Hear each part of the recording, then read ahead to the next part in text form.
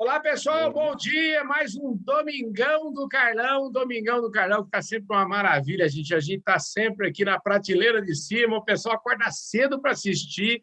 O Domingão do Carlão está realmente fazendo o maior sucesso aqui no canal do Boi, e também vocês encontram o Domingão do Carlão lá nos nossos canais aí nas redes sociais. E hoje, eu acho que quem acompanha o meu trabalho acompanhou aí esses dias atrás, eu fiz uma entrevista com o César Borges de Souza, que é o presidente do Instituto Soja Livre. Foi uma entrevista super bacana, mas essa entrevista do dia a dia, de segunda a sexta, a gente não tem muito tempo para explorar coisas mais gostosas de falar um pouco da história. E quem assistiu lembra que eu prometi que eu ia trazer o César no Domingão do Carlão. Então é o seguinte, a gente tem assim, eu falo sempre assim, promessa você não precisa fazer. Ninguém te obriga a fazer promessa, mas quando você faz uma promessa, você tem que cumprir a promessa. Aí tem que cumprir, não tem jeito. Então, aqui, olha, é um grande prazer, viu, César, te receber aqui no nosso Domingão do Carlão hoje. Obrigado pela sua presença, viu, César? Muito prazer, é ótimo estar aqui de volta em tão curto espaço de tempo. É muito agradável falar com você, Carlão. Promessa é dívida. Então, assim, aqui a gente já começa quitando a dívida e falar um pouquinho aqui da trajetória do César. Eu acho que assim, esse Domingão ele se popularizou, porque aqui a gente traz boas histórias. Assim, gosto muito de ver onde estão as minhas raízes. Então, César, eu acho que agora é o momento de você fazer aí uma espécie de regressão aí, falar para nós de onde veio, que geração que você representa dentro de agronegócio, dentro de gente da roça, enfim, fala aí. Então, eu nasci em Uberlândia, e com 1 ano de idade, meu pai me levou, a mim e a minha mãe e o meu irmão mais velho, nos levou para o norte do Paraná. Fomos bater lá em Arapongas. E a minha irmã também foi na barriga da minha mãe. Olha que legal. Não é? Então, a nossa vida já começou mudando desde cedo, porque o meu pai, acho que ele era meio inquieto, então ele não parava muito num lugar só. E aí ele fez as aventuras dele, trabalhou como dentista prático, chegou a tentar trabalhar como corretor. Aliás, eu também, me lembrei agora, eu trabalhei uma época que eu estava meio desgostoso na minha profissão, eu trabalhei como vendedor de livros, mas foi um verdadeiro fracasso. A grande vantagem é que eu conheci um monte de rua em São Paulo. A primeira visita que eu fiz, eu vendi livro, eu fiquei animado, eu falei, puxa vida, que moleza, né? Mas depois, vender livro, enciclopédia, olha, ainda bem que não é hoje, né? Porque hoje ninguém mais compra esse tipo de coisa. Mas já lá atrás era muito difícil vender, pelo menos para mim. Porque tem gente que tem o dom, assim, de se comunicar, de envolver. Não era o meu caso, eu era tímido. Então, era difícil de eu vender qualquer coisa. Essa história desse seu emprego aí, eu não sei se era um emprego, vamos dizer assim, desses registrado, ou era uma coisa temporária e tal, né? E aproveitar e falar de emprego, antes que eu não posso esquecer aqui do nosso apoiador aqui, que é a Employer. A Employer é uma empresa que entende tudo de RH, e a Employer é uma empresa, viu, César, que contrata mão de obra temporária para as grandes empresas aí, para a Singenta, para todo as grandes cooperativas. O pessoal precisa de mão de obra temporária, né? Porque às vezes a colheita acontece num período, depois você não precisa mais. Sim. Então, para resolver esse problema das grandes empresas e das cooperativas e tal, o nosso amigo Marcos Abreu, que, aliás, tem aqui a sede da Employer, aqui pertinho de onde eu estou, aqui em São Paulo, gravando com você hoje, e ele teve essa ideia e um sucesso, 35 anos fez a Employer, o Marcos Abreu tem um sucesso, existe até a Associação Brasileira do Trabalho Temporário, e o Marcos Abreu preside essa associação, presta um grande serviço para o agronegócio, principalmente para o agronegócio, né? Então, ele se especializou nisso. Então, quero agradecer aqui a parceria da Employer também, fica dado um recado aqui nesse começo, né? Mas vem cá, você... aproveitando a sua mensagem, o seu comercial, na agricultura, a gente sabe que, às vezes, uma pessoa trabalha na colheita e depois primeiro trabalha no plantio e depois na colheita. Então, muitas vezes, você fica muito tempo sem ter trabalho na propriedade. Então, é bem interessante esse sistema da Employer, né? Exatamente. Também, né? Porque... Também para a agricultura.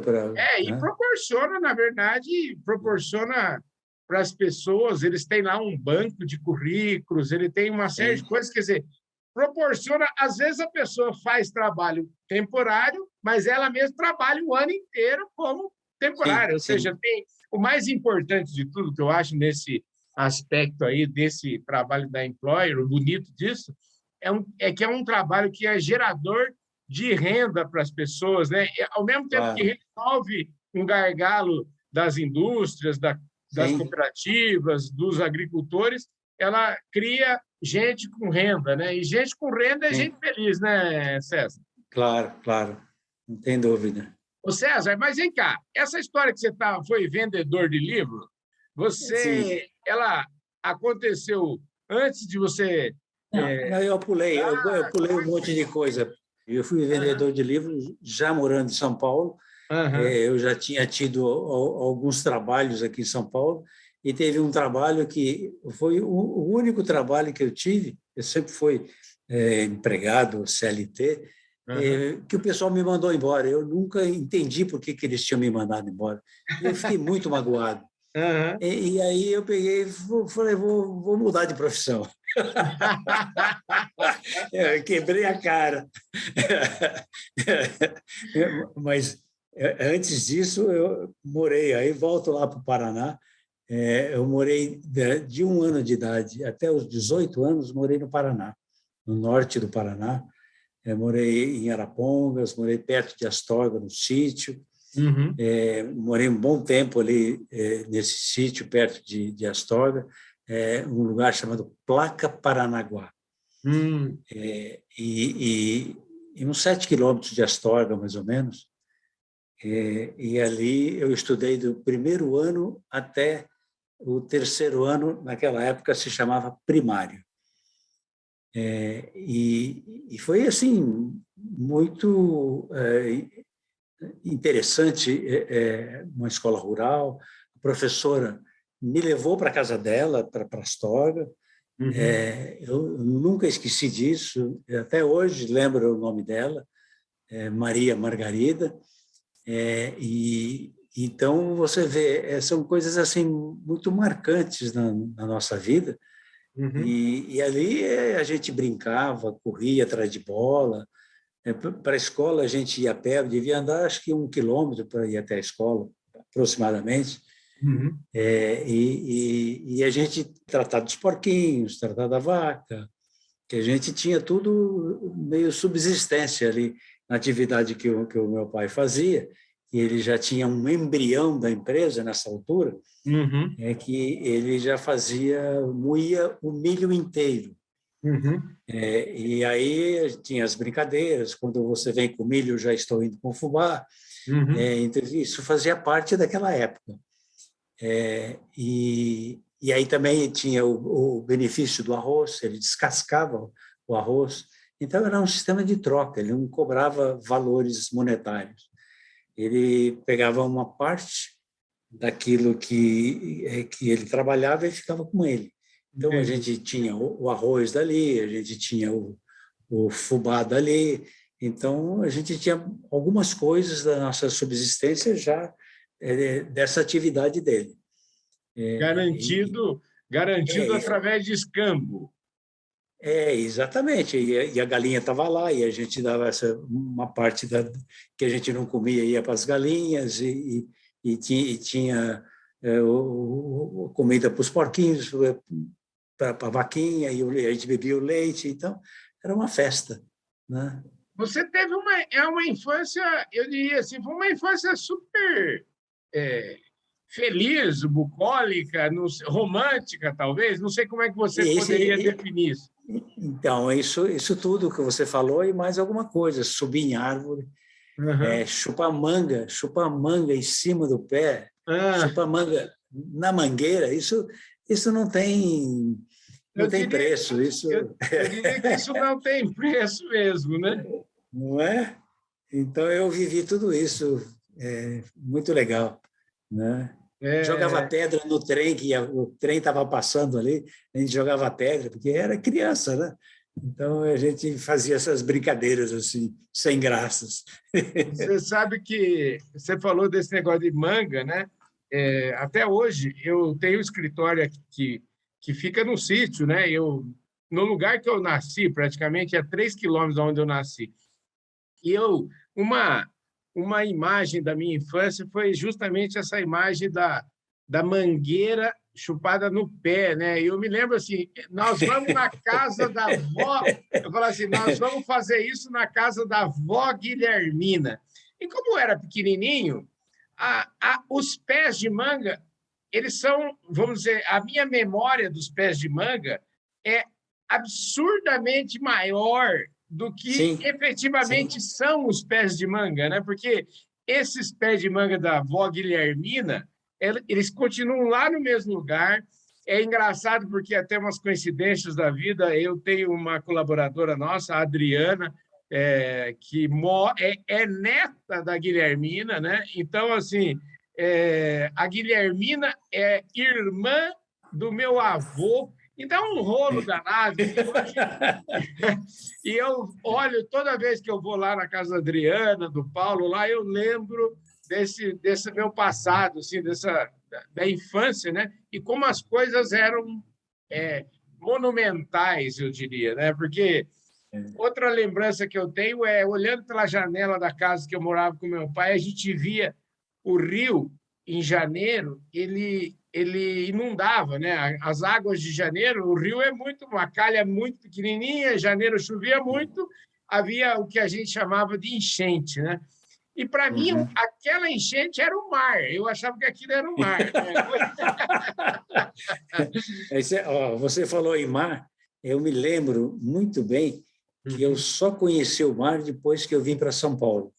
Depois dos 18 anos, não sei exatamente quando, mas eu só conheci o mar depois de 18 anos. Até então, eu não sabia, assim, areia, mar, essas coisas, para mim não existiam. Ô, César, muito bom isso, que delícia, né? De a gente poder ter vivido, eu acho, esse tempo, porque a gente é um tempo que eu falo que não tem muito preço. Você ter vivido o final do século passado, né? Ter sido, sei lá, adulto, começado os negócios e tal, ter acompanhado toda a evolução, né? Que aconteceu dos anos 70 para cá, e chegar hoje com toda essa parafernália de tecnologia que existe, né? A gente pode até falar um pouco disso, né? Porque eu me lembro até que na outra entrevista nós comentamos, né, que aliás, talvez tenha sido um pouco dessa história que fez seu pai, por exemplo, sair do Triângulo Mineiro, sair do Cerrado e falar assim, vou procurar terra boa, né? Porque Cerrado nem dado nem herdado, não era assim que falava lá na década de 60? Pois é. E E aí, como é que... Porque o seu pai escolheu a dedo também, porque a região que vocês foram é a região de terra boa, né? Ele não... Seu pai... O meu avô, a respeito do seu pai, meu avô diria, esse homem é um homem ativo, né? Porque meu avô usava esse termo ativo para dizer que a pessoa era inteligente. Então, meu avô não é... o cara é inteligente. Não, o cara é ativo. Como é que seu meu pai ele era. Como é que seu pai decidiu ir para lá? Ele contou isso para vocês? Como é que foi? Eu não sei, eu tento interpretar isso da minha cabeça. Uhum. E aí eu junto com a história do Paulinelli, eu acho que tem muita ligação. E eu, pelas conversas que eu ouço, cerrado nem dado nem herdado. Uhum. Então aí você vai... o Paulinelli veio, a Embrapa veio. A Embrapa veio um pouco depois da Caramuru. A Caramuru começou antes da Embrapa. Uhum. Mas você vê que a gente já estava lá no Paraná. Uhum. E aí começou a ter uma transformação enorme, o Cerrado. Tanto é que a gente saiu, a gente começou em Maringá, na Rua Caramuru, por isso a gente tem esse nome, num barracão de madeira, literalmente. E faltava tudo, né? A gente morava nos fundos, faltava tudo, faltava capital de giro, mas ia tocando, né? No começo a gente moía milho integral, depois aí você tira o miolo do milho, separa, porque ali tem o óleo, aí você extrai o óleo separadamente. Então, aí o produto foi ganhando um tempo de prateleira maior, porque no começo o produto rancificava. Quando você moía o milho inteiro, aquela farinha com o óleo junto, tudo ali, que quando o óleo se desprendia do grão, ele rancificava. Então, passava uma semana, aquele produto já estava com um gosto ruim. Então, à medida que foi a tecnologia chegando, você foi se adaptando, e também um protecionismo europeu, como o europeu não queria importar milho, que ele fazia? Ele colocava uma regra para importar o farelo de germe de milho, e punha um limite. Qual era esse limite? 44,9% de amido. Então, o milho tem mais que isso de amido. Então, ele limitava nesse teor de amido. Então, ele comprava um pedaço do farelo, porque ele nem tinha produção suficiente, e, ao mesmo tempo, botava uma barreira para proteger o seu agricultor. Isso a Europa sempre fez, a Europa que passou por 2 guerras, então, sempre teve essa ideia de proteger a sua população. Às vezes exagera um pouco, porque tem épocas que talvez nem precisasse tanto, como atualmente, que atualmente tem uma produção significativa no mundo, e o Brasil dando show. O Brasil tem 2 a 3 safras por ano, conforme a região, conforme a época que planta. Então, ainda tem muita área aqui para ser aproveitada sem desmatar uma árvore na Amazônia. Né? Então, isso aconteceu lá atrás e isso provocou uma mudança tecnológica que deu vida de prateleira para o fubá de milho. O milho moído ficou moído sem o óleo e sem o farelo. Então, ele ficou basicamente só a parte do amido e um pouco da proteína também ia junto. Então, são essas mudanças que vão acontecendo. Então, a gente saiu de Maringá, porque ficou pequeno aquele barracão.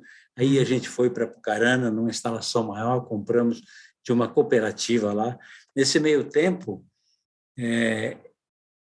eu já tinha vindo para São Paulo. Então, eu até me lembrei disso agora recentemente, que essa história de entregar amostra, eu entregava amostra aqui em São Paulo. Obviamente, eu não ganhava nada, porque eu não ia cobrar isso da empresa do meu pai. Eu fazia a contabilidade da empresa, obviamente não cobrava nada. Eu tinha uma aventura em que eu ia fazer a mesma faculdade, e fiz, que uma pessoa que me inspirou lá em Maringá, que ele era um auditor no Frigorífico Central, ele me inspirou e eu queria fazer a Fundação Álvares Penteado. Eu vim para cá e fiz a Fundação Álvares Penteado, só que ele era um economista e eu não tive nota suficiente para entrar em economia. Eu fui para ciências contábeis e atuariais e fui até o fim. E já era relativamente fácil, porque eu já tinha feito técnico de contabilidade, então a parte técnica eu já tinha. Eu fiz uma faculdade ampliando os conhecimentos na área contábil e atuarial também. Depois daí eu fui para Getúlio Vargas, ampliou ainda mais, aí já com foco em área financeira. Nesse meio tempo, a vida inteira em São Paulo, eu sempre trabalhei. Sempre fui empregado, CLT, só não fui CLT um período que eu entrei na prefeitura por um concurso público que eu consegui ser um inspetor fiscal. Fiquei, sei lá, 2 anos aproximadamente nessa vida. Mas, ao mesmo tempo, eu fazia bastante conferências contábeis nos balanços dos fiscalizados, porque eu fiscalizava o ISS, Imposto sobre Serviço. Rapaz, olha, essa numeraiada toda aqui, eu quero entender, porque você falou um negócio, que você ficou tão nervoso que foi demitido que você acabou indo vender livro. Como é que é essa história? É que naquela época eu fiquei magoado mesmo, eu quis mudar de profissão, falei, vou fazer outra coisa. Vou fazer outra coisa, mas não me dei bem nessa outra coisa. Não. Logo em seguida, eu arrumei um trabalho na SKF, Rolamentos. Sim. A única multinacional que eu trabalhei na minha vida. Mas aqui em São Paulo eu tive uns 10 empregos. Então, quando foi em 74, eu já tinha casado, separado, já tinha uma filha, e aquela coisa de empresa familiar. E eu tinha uma boa formação, não é modéstia à parte, mas eu tinha uma faculdade de ciências contábeis e atuariais, que hoje o atuarial é uma necessidade, porque os governos gastaram todo o dinheiro da Previdência, então o atuarial faz parte de você ser previdente. Então, você precisa fazer muitas continhas para saber quanto você vai precisar depois, no futuro, etc. e tal. E depois tive a Getúlio Vargas nesse pós-graduação, e depois fiz as cadeiras do mestrado. Eu tinha feito as cadeiras do mestrado também, mas não cheguei a fazer a dissertação no momento em que eu aceitei o desafio de pertencer à empresa e estou lá desde 74. Aí, depois que eu entrei na empresa, a empresa parece concorrente, parece isso, parece aquilo, e eu comecei mais para frente, quando eu fui dominando as coisas da empresa, e conversa com concorrente daqui e dali, você acaba... a gente teve uma ocasião que fundaram uma entidade de classe, e essa foi uma entidade de classe que a gente fundou porque o governo exigiu. Olha só a mentalidade. O governo precisava de uma entidade de classe para ele fazer uma venda dirigida de milho. Entendi. Então, a entidade de classe nasceu desse jeito. Nesse primeiro momento, eu não era nada nessa entidade de classe. Entendi. Eu vinha ser depois, mais para frente.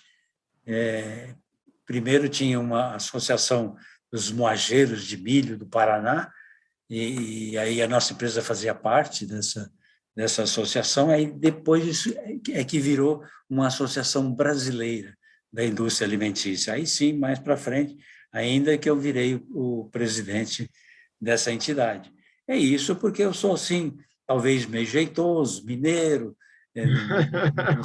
não sou assim de muita briga, então o pessoal fala, pô, esse cara, né, dá para conversar com ele, tá?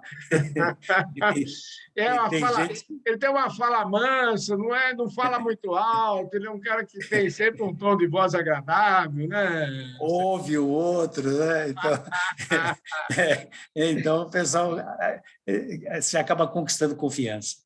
Muito, né? Bom. E mesmo, você, além dessa... Mesmo dos concorrentes. Aí você foi presidente da ABMilho, né? Que é a Associação Brasileira da Indústria do Milho. Do milho, e depois também da Biov, né? Mais para frente, aí é o seguinte, a minha história, ela veio até São Paulo, aí eu fui para o Paraná, em 74, então, depois do Paraná, antes de vir para São Paulo, eu morei 3 anos em Goiás. Então, eu morei talvez uns 10 anos no Paraná, depois uns 3 em Itumbiara, e depois eu vim para São Paulo. Estou aqui desde 86, eu estou aqui. Entendi. Tem tempo para a boca eu estou aqui. Acho que mais da metade da minha vida já é em São Paulo, ainda mais se considerar os 2 períodos, o período primeiro que eu vim e esse segundo. Pois é, você teve um período aí nos anos 60, né? Não é isso? Você falou de 60 até 75. 65 até 65 até 74, eu morei aqui em São Paulo. Foi quando eu saí daqui e voltei para o Paraná, assumindo uma posição de sócio na empresa. Né? Posição que você está até hoje e agora eu tenho que te avisar também que, infelizmente, nosso tempo aqui já foi para o beleléu o nosso tempo, agora... Mas parece que começou agora? Parece que começou agora, é assim... O Domingão do Carlão também passa, viu? Passa rápido aqui, viu? Pois é, não deu nem para contar metade da minha história. Não deu para contar nem metade. Agora... Aí, depois disso, andando mais tempo, né? Porque falando em associação, já falamos aí de a Associação do Milho, a Biov, e também agora mais recente, que foi até a pauta da nossa conversa anterior, teve a questão da soja. E esse negócio de não transgênico, que você falou, também teve uma associação lá para trás também, né? Teve uma associação, aquela foi uma associação específica que abriu para defender o interesse do não transgênico e fechou porque os participantes não estavam querendo mais contribuir, então fecharam a entidade. E aí, decorrido um certo tempo, a própria Embrapa e a ProSoja decidiram fundar o Instituto Soja Livre, que é esse que eu presido atualmente. Pois é, e o Instituto Soja Livre, você preside, e aí eu vou convidar vocês agora, vocês vão lá na entrevista que nós gravamos no Fala Carlão, vocês vão saber tudo desse Instituto Soja Livre. Eu agradeço imensamente a sua presença aqui no nosso Domingão do Carlão. Parabéns pela sua trajetória, pelas suas ideias e pela sua contribuição ao agronegócio brasileiro, viu? Muito obrigado. Eu fico muito feliz de ter voltado aqui num período tão curto ao seu programa e estou à disposição para voltar outras vezes também. Maravilha, gente. Esse foi mais um Domingão do Carlão. Hoje eu conversei aqui com o César Borges de Souza, o Sérgio, que é do Conselho da Caramuru, é presidente do Instituto Soja Livre e um homem que tem uma visão de futuro maravilhosa. Você vai contar para nós depois aí o que está rolando. E, por enquanto, só resta agradecer toda a sua audiência nacional e internacional aqui do Canal do Boi, dizer para vocês que eu encontro todos vocês a partir de amanhã, segunda-feira, a gente está no programa Fala Carlão aí a partir das 4h30 da tarde, todos os dias, e domingo que vem a gente está de volta aqui, e é o seguinte, domingo que vem eu vou estar entrevistando aqui um cara, que eu vou até mostrar o livro aqui, é o seguinte, chama Arnaldo Manuel de Souza Machado Borges. Então é o seguinte, esses caras de Souza e Borges estão dominando aqui o Domingão do Carlão.